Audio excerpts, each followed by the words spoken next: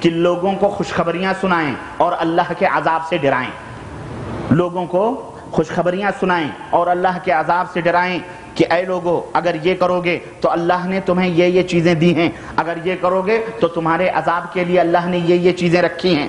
اللہ رب العزت قرآن پاک میں ارشاد فرماتا ہے سورہ کہف آیت نمبر 56 کہ وَمَا نُرْسِلُ الْمُرْسَلِينَ إِلَّا مُبَشِّرِينَ وَمُنذِرِينَ، ہم نے جتنے بھی رسول بھیجے ہیں سب کو یا تو خوشخبری دینے والا اور اللہ کے عذاب سے ڈرانے والا بنا کر کے بھیجا ہے۔ جتنے بھی رسول آئے ہیں وہ اللہ کے نعمتوں اور اس کے رحمتوں اور برکتوں کی خوشخبریاں دے رہے ہیں اور اللہ کے عذاب سے ڈرانے والے ہیں۔ اللہ کے حبیب صلی اللہ علیہ وسلم نے ایک مثال پھر بیان فرمائی ہے، اور وہ مثال کیا ہے؟ اللہ کے حبیب فرماتے ہیں، صحیح بخاری اور صحیح مسلم کی یہ روایت ہے کہ مثلی ومثل ما بعثنی اللہ بہ کمثل رجل اتی قوما، میری مثال اور جو بات دے کر کے اللہ نے مجھے بھیجی ہے، جو دعوت دے کے اللہ نے مجھے بھیجی ہے، اس دعوت کی مثال کیسی ہے؟ اس آدمی کی طرح ہے جو آدمی اپنے قوم میں آیا۔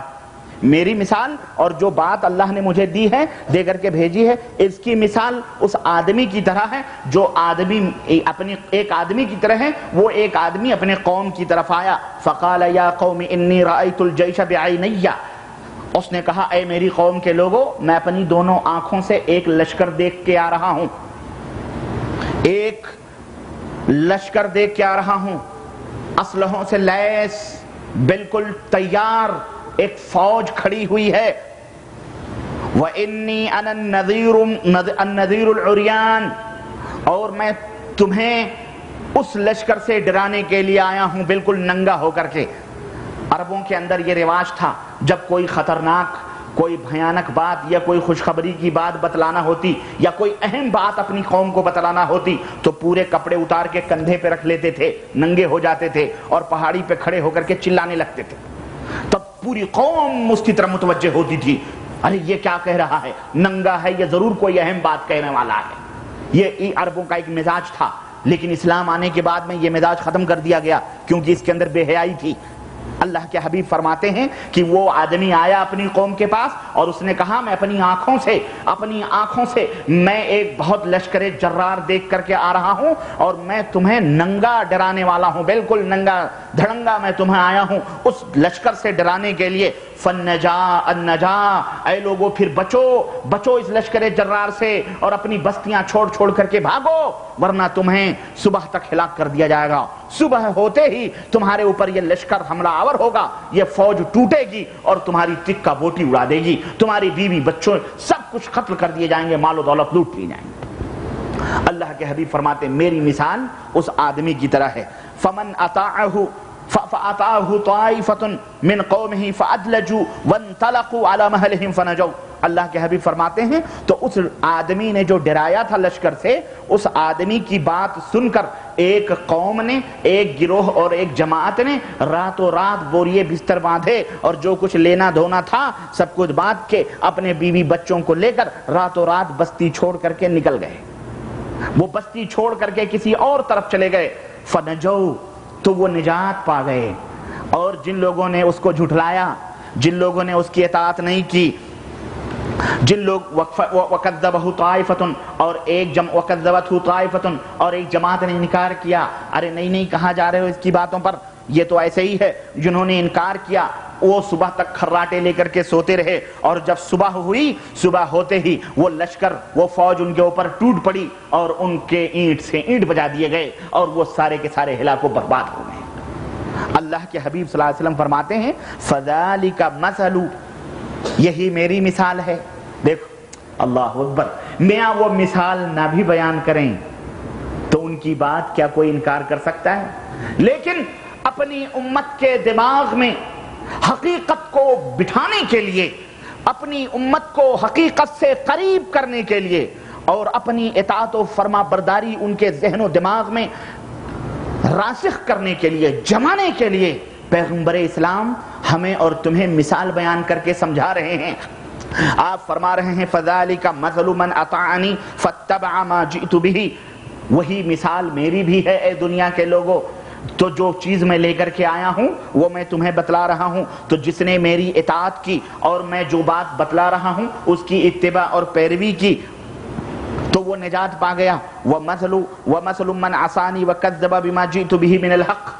اور جن جماعتوں نے اس آدمی کا انکار کیا تھا وہ مثال ان لوگوں کی ہے کہ میں نے جب کوئی بات کہی میری اطاعت و فرما برداری کے بجائے میری باتوں کو میری اطاعت سے انہوں نے منہ موڑا، اعراض کیا اور اس کو جھٹلا دیا اس حق کو جو میں لے کر کے آیا ہوں، تو پھر وہ کیا ہو گئے؟ ہلاک اور برباد ہو گئے. یہ مثال اللہ کے تو اس مثال سے بتلانا یہ مقصد ہے کہ اللہ کے رسول جو آتے تھے ان کے ذمے یہ ہوتا تھا کہ وہ خوشخبریاں بھی سناتے تھے اور اللہ کے عذاب سے لوگوں کو ڈراتے بھی تھے. تو یہ تو تھی ڈرانے کی کیفیت کہ رسول ڈراتے تھے اپنے ماننے والوں کو، جن اپنے مدعوین کو، اپنے مخاطبین کو اللہ کے عذاب سے. اور ذرا خوشخبریاں بھی سنو، یہ آخرت اور دنیا یہ دونوں کے اوپر یہ خوشخبریاں مشتمل ہیں. یہ انبیاء جو آتے تھے، یہ رسول جو آتے تھے، وہ لوگوں کو دنیا کی خوشخبریاں بھی سناتے تھے اور آخرت کی بشارتیں بھی بتلاتے تھے. دنیا کی خوشخبری کس طرح سے؟ اللہ رب العزت ارشاد فرماتا ہے سورہ نحل آیت نمبر 97 کے اندر اللہ نے فرمایا من عامل صالحا من ذکر او انثى وهو مؤمن فلنحيينه حیاتا طیبۃ، کہ جو شخص نیک عمل کرے، عورت ہو یا مرد ہو، نیک عمل کرے، چاہے وَهُوَ مُؤْمِنٌ نیک عمل کرے، لیکن شرط اس کے ساتھ یہ ہے کہ وہ مومن بھی ہو، مشرک نہ ہو، مومن ہو. ہاں جہاں اور آپ رب کی قسم ہے، قرآن کریم اٹھا کے دیکھ لو، جہاں کہیں بھی اللہ نے عمل صالح کا ذکر فرمایا ہے وہاں ایمان کی قید ضرور لگائی ہے. کیوں؟ اس لیے کہ ایمان اگر صحیح نہ ہو تو پھر نیک عمل کرنے سے فائدہ کچھ بھی نہیں. اللہ نے فرمایا من عمل صالحا من ذکر او انثى، مرد ہو یا عورت، نیک عمل اس نے کیا، وہو مؤمن، جبکہ وہ مومن ہو، ایمان اس کے دل کے اندر ہو، اس ایمان کو اس نے شرک سے نہ ملایا ہو، فَلَنُحْيِيَنَّهُ، تو ہم اسے اس دنیا کے اندر بڑی ہی شرافت اور امن و شانتی کی زندگی عطا فرماتے ہیں، بڑی ہی پیاری زندگی اسے ہم عطا فرماتے ہیں.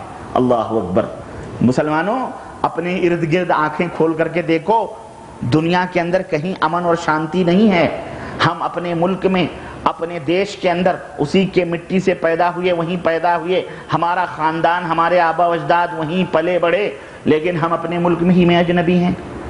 ہمارا اپنے ملک ہی کے اندر نہ ہماری کوئی عزت ہے نہ کوئی آبرو ہے. جس پولیس کو دیکھو اگر کسی نے کچھ تھوڑا سا بھی جرم کر دیا تو پہلے گالی اور ڈنڈے سے بات کرتی ہے، اس کے بعد پھر اور کوئی معاملہ ہوتا ہے کہ نہیں ہوتا ہے. لیکن ہم نے اس مملکت سعودی عربیہ کے اندر بھی دیکھا ہے کہ اگر کوئی جرم ہوا چھوٹا موٹا بھی تو زیادہ سے زیادہ ہتھکڑی تو یہاں سب کو لگ جاتی ہے، نہ کوئی گالی ہے، نہ کوئی گلوج ہے، نہ کوئی مار ہے، نہ کوئی پیٹ ہے. پہلے معاملہ ہوتا ہے، پھر بعد میں جیسا جرم ہوتا ہے اس طرح کی سزا ہوتی. ہم یہاں رہ کر کے کتنے امن اور شانتی اور کتنے خوش ہیں کہ ہم سونے کا ایک پورا ٹرک ہی لے کر کے اگر ہمارا سب کچھ درست ہو تو ہم یہاں ریاض سے دمام اور دمام سے مکہ مدینہ گھوم سکتے ہیں. ہمیں کوئی ٹچ کرنے والا، ہمیں نہ کوئی خوف ہے نہ ڈر ہے. ہم کہیں بھی گاڑی روک کر کے سو جائیں، کہیں بھی کھانا کھا لیں، کہیں بھی بیٹھ جائیں، بیوی بچوں کا بے خوف، کہیں کوئی پوچھنے والا نہیں ہے. یہ امن، یہ دنیا آنکھیں کھول کر کے دیکھو. اللہ نے اپنے نبی کے اس سرزمین کو، جہاں اس کا نبی ہے اور جہاں اس کے نبی دفن ہیں، اس نبی کی اس سرزمین کو توحید اور سنت کی برکت سے کس طرح امن و شانتی کے اوپر رکھا ہوا ہے.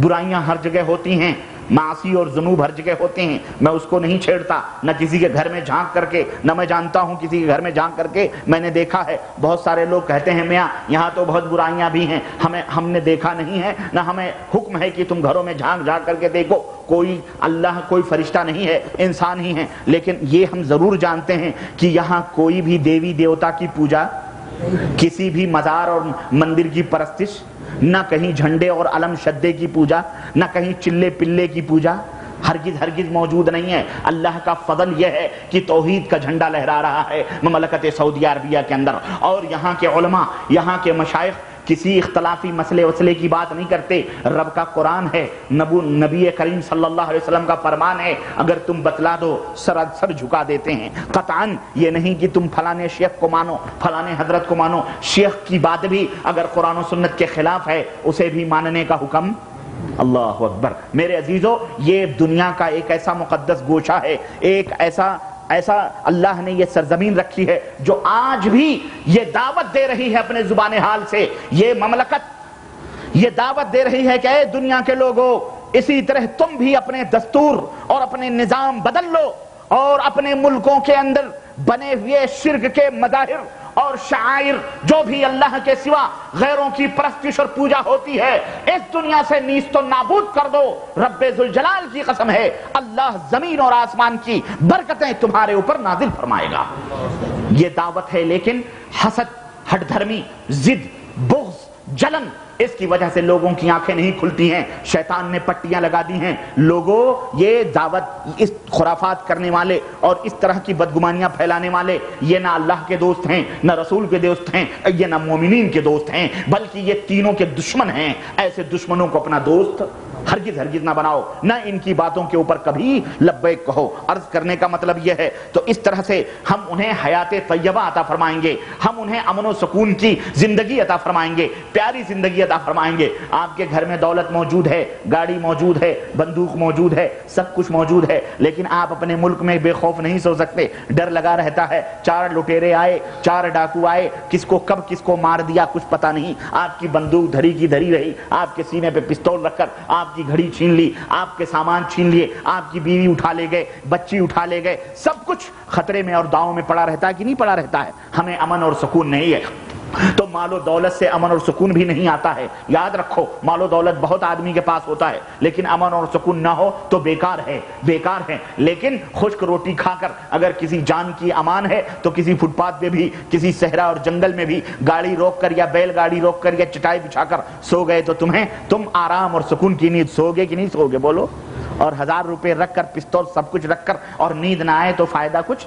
کوئی فائدہ نہیں ہے. تو میرے عزیزوں، کہنے کا مطلب یہ ہے کہ اللہ یہ حق ہے، اور اس حق کا اور اس نعمت کا اعتراف کرنا اور اس کا اقرار کرنا، یہ ہماری آپ کی ذمہ داری اور ہمارا آپ کا فرض ہے. اور اسی طرح سے اللہ، ایک دنیا کی خوشخبری تو یہ ہے کہ اللہ تبارک و تعالیٰ تمہیں پاک اور پیاری اور امن و سکون کی زندگی عطا فرمائے گا. اور دنیا کی دوسری خوشخبری یہ بھی ہے، اور وہ خوشخبری یہ انبیاء لے کر کے آتے تھے، یہ رسول لے کر کے آتے تھے، اور وہ خوشخبری کیا تھی کہ اگر تم ان کی دعوت پر لبیک کہو گے، نبیوں اور رسولوں کی دعوت کے اوپر ایمان لاؤ گے، اللہ کے فرمودات پر عمل کرو گے، تو پھر اللہ تمہیں اس زمین کا مالک بھی بنائے گا اور اپنا پسندیدہ دین غالب بھی کرے گا، اور تمہیں امن و سکون بھی عطا فرمائے گا.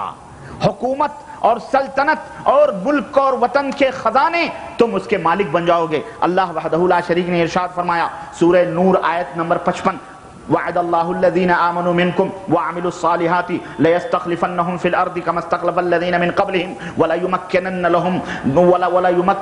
لهم دینہم الذی ارتضى لهم وليبدلنہم من بعد خوفہم امنا یعبدوننی ولا یشرکون بی شیئا. اللہ نے فرمایا، لوگو، یہ اللہ کا وعدہ ہے، اور اللہ اپنے وعدے میں جھوٹا نہیں ہو سکتا ہے. یہ اللہ کا وعدہ ہے، اور وعدہ کن کے ساتھ ہے؟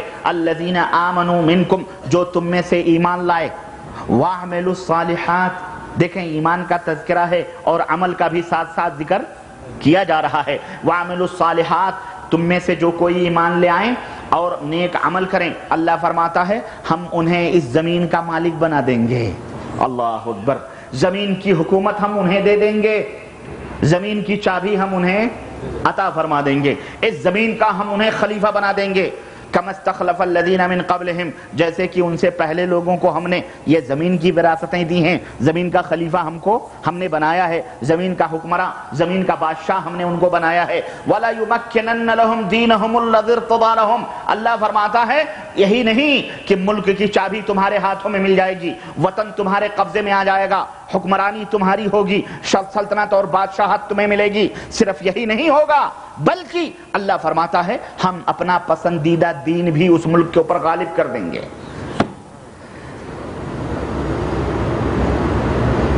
ہمارے ہاں الیکشن کے ذریعے اسلام بٹھایا جا رہا ہے کہ نہیں؟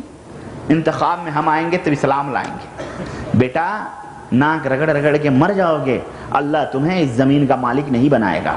کیوں؟ تم اس لائق ہوئے ہی نہیں ہو کہ اس ملک کو چلا سکو، اس ملک کو چلا سکو. باپ اپنے بیٹے کو چابی گاڑی کی اسی وقت دیتا ہے جب وہ مطمئن ہو جاتا ہے کہ میرا بیٹا مکمل طور پر سند یافتہ ہو گیا ہے، ٹھیک ہے لائسنس اس کو مل گیا ہے، لیکن جب تک وہ اپنی آنکھوں سے مکمل طور پر چلانا دیکھ نہیں لیتا ہے تب تک